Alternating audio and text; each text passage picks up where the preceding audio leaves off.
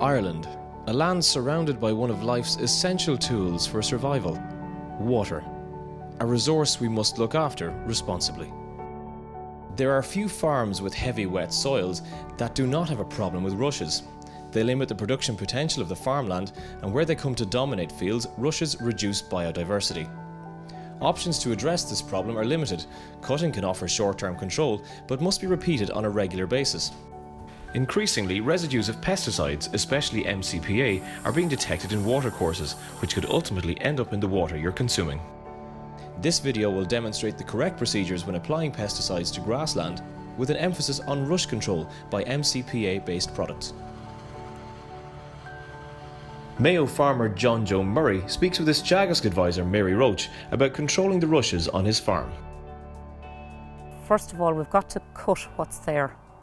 And maybe 6 to 8 weeks after cutting the older rush, you go back in and you spray the nice, fresh, actively growing green rush, because that will take product up a lot better than wasting it on a lot of dead material and a lot of old rush. Mary advises John Joe to use an MCPA-based spray, such as Mortone, and explains the legal requirements for spraying. There must be a buffer zone of at least 5 metres from the nearest watercourse.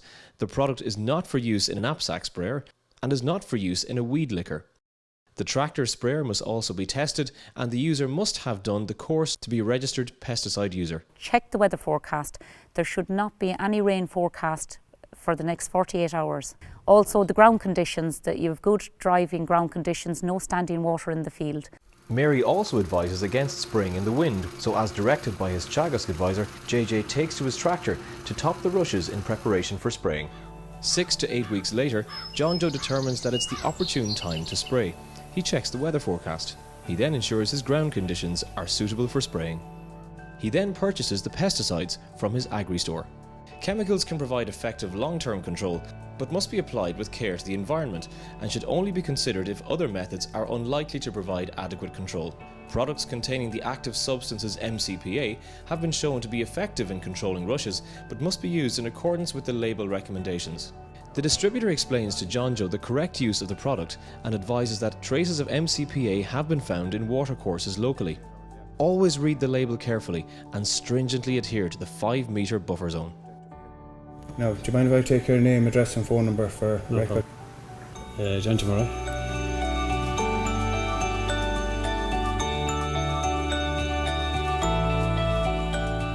John Joe then prepares for spraying by first positioning the sprayer, which has of course been tested, on a containment lid.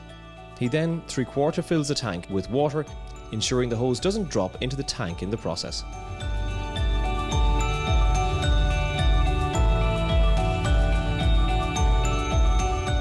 Taking the pesticide from safe storage, John Joe consults the label and determines that 2.25 litres of product in 200 litres of water will cover 0.5 hectares. 5 fills of the sprayer will be needed to cover his 2.5 hectares.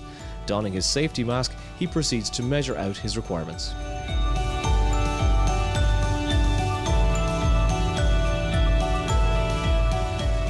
After carefully pouring the product into the sprayer, the measuring jug is rinsed 3 times into the tank in addition to rinsing the container.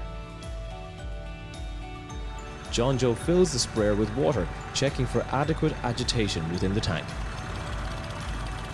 He then drives out to the field to measure out the required 5-metre buffer strip.